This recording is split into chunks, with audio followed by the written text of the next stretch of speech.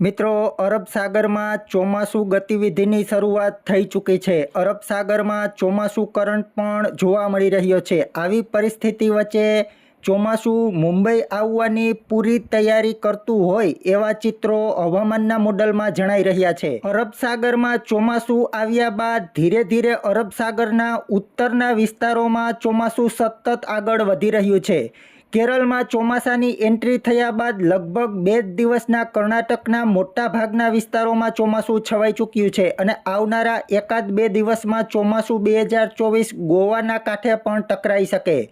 મિત્રો, હવામાનના મુખ્ય બંને મોડલ ઉપર નજર કરીએ તો 8 જૂનથી 10 જૂનની વચ્ચે મુંબઈમાં ચોમાસાની પધરામણી થાય એવું જણાઈ રહ્યું છે। તે દરમિયાન 8 જૂનથી ગુજરાત રાજ્યના ઘણા વિસ્તારોમાં પ્રી મોન્સૂન એક્ટિવિટીની શરૂઆત થશે, જેમાં દક્ષિણ ગુજરાત, સૌરાષ્ટ્ર, મધ્ય ગુજરાત તેમજ ઉત્તર ગુજરાતની સાથે સાથે કચ્છના છૂટાછવાયા વિસ્તારોમાં 8 જૂનથી 12 જૂનના દિવસો દરમિયાન પ્રી મોન્સૂન એક્ટિવિટી સક્રિય રૂપે જણાશે।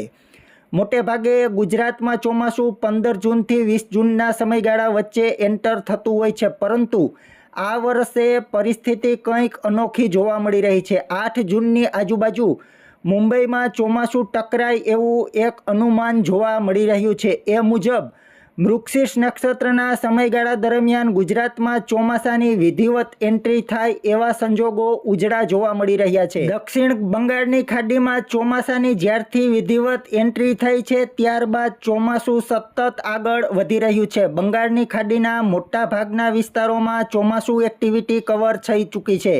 એ મુજબ ચોમાસાની પ્રગતિ આ વર્ષે ખૂબ જ સારી જોવા મળી રહી છે। મિત્રો, ગુજરાતમાં વાવણી લાયક વરસાદ અંગેનું એક અનુમાન લઈએ તો ગુજરાતમાં 8 જૂનથી 12 જૂનના સમયગાળા દરમિયાન પ્રી મોન્સૂન એક્ટિવિટીની શરૂઆત થશે। આ દિવસોમાં અમુક વિસ્તારોમાં વાવણી લાયક વરસાદની સંભાવના ઉજળી ગણી શકાય। મિત્રો, ટૂંકમાં મંડાણી વરસાદની એક્ટિવિટી 8 જૂન બાદ સૌરાષ્ટ્ર, મધ્ય ગુજરાત, દક્ષિણ ગુજરાત તેમજ ઉત્તર ગુજરાતની સાથે સાથે કચ્છમાં પણ જોવા મળશે।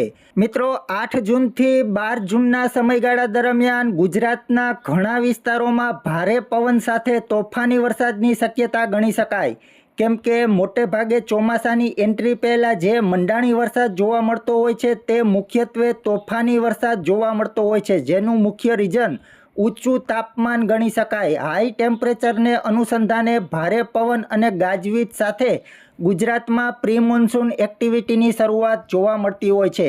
મિત્રો, આવનારા દિવસોનું હવામાન કેવું રહેશે એ અંગેની સતત અમે fresh update weather of Gujarat ચેનલના માધ્યમથી આપતા રહેશું, તો અમારી સાથે જોડાયેલા રહેજો। ખૂબ ખૂબ આભાર।